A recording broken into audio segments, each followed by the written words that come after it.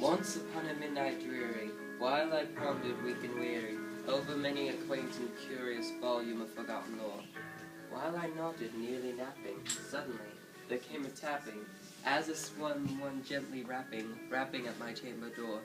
"'Tis some visitor," I muttered, "tapping at my chamber door, only this and nothing more."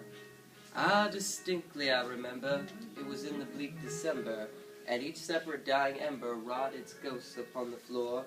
Eagerly I wished the morrow, vainly I had sought to borrow from the books a crease of sorrow, sorrow for the lost Lenore, from the rare and radiant maiden whom the angels name Lenore, nameless here for evermore. And the silken sad and certain rustling of each purple curtain thrilled me, filled me with fantastic terrors never felt before, so that now to still the beating of my heart I stood repeating, "'Tis some visitor entreating entrance at my chamber door, some late visitor entreating entrance at my chamber door. This it is, and nothing more." Presently my soul grew stronger, hesitating then no longer. "Sir," said I, "or madam, truly your forgiveness I implore, but the fact is I was napping, and so gently you came rapping, and so faintly you came tapping at my chamber door, that I scarce was sure I heard you." Here I opened wide the door. Darkness there, and nothing more. Deep into that darkness peering, long I stood there wondering, fearing, doubting, dreaming dreams no mortals ever dared to dream before. But the silence was unbroken, and the stillness gave no token, and the only word there spoken was whisper word, "Lenore." This I whispered, and an echo murmured back the word, "Lenore." Merely this, and nothing more. Back into the chamber turning, all my soul within me burning, soon again I heard a tapping someone louder than before. "Surely," said I, "surely that is someone at my window lattice. Let me see then where thereat it is in this mystery explore. Let my heart be still a moment and this mystery explore. 'Tis the wind, and nothing more." Over here I flung a shorter, when many a flirt and flutter, in there stepped a stately raven of the saintly days of yore. Not the least obeisance made he, not a minute stopped or stayed he, but with mien of lord or lady, perched above my chamber door, perched upon a bust of Pallas just above my chamber door, perched and sat, and nothing more. Then the ebony bird beguiling my sad fancy into smiling, by the grave and stern decorum of the countenance of war. "Thou thy crest be shorn and shaven, thou," I said, "art sure no craven, ghastly grim and ancient graven, wandering from the nightly shore. Tell me what thy lordly name is on the night's Plutonian shore." Quoth the raven, "Nevermore."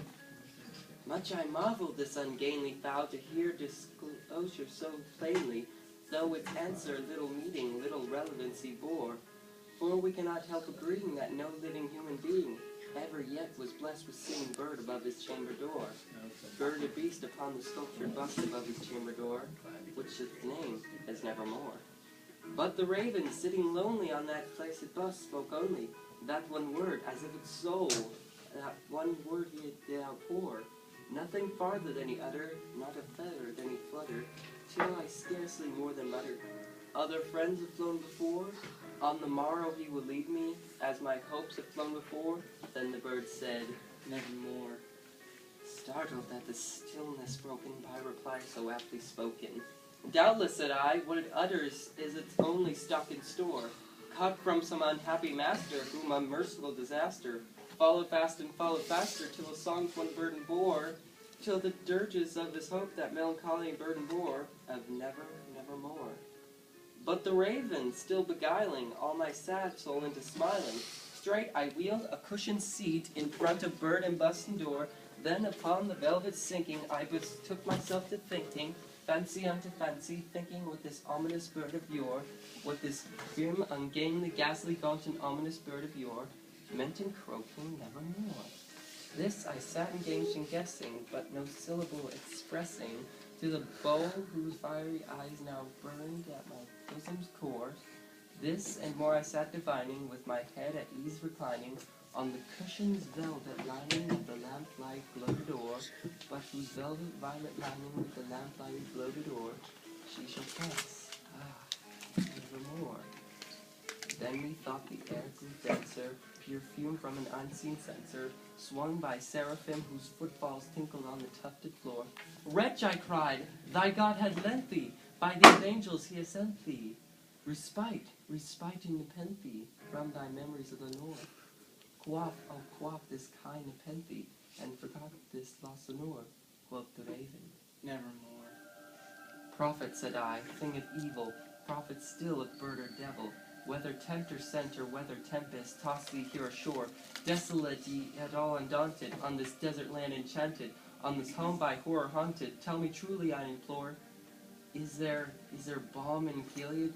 Tell me, I implore, quoth the raven. Nevermore. Prophet, said I, thing of evil, prophet still of bird or devil, by that heaven that bends above us, by that God we both adore, tell this soul with sorrow laden, if within the destined aided, it shall clasp a Satan maiden who the angels name Lenore, clasp a rare and radiant maiden who the angels name Lenore, quoth the raven. Nevermore. Be that word our sign of parting, bird or fring, thy shriek upstarting, give thee back into the tempest and the night's Plutonian shore, leave no black plume as a token of that. Lie though that's spoken, leave my loneliness unbroken, quit the bust above my door, take thy beak from out my heart, and take thy form from out my door, quoth the raven. Nevermore. And the raven never flitting, still sitting, still silling, on the pallid bust of Pallas just above my chamber door, and his eyes have all the seeming of the demons that is dreaming, and the lamplight o'er him streaming throws his shadows on the floor, and my soul from out that shadow that lies floating on the floor shall be lifted nevermore. Woo!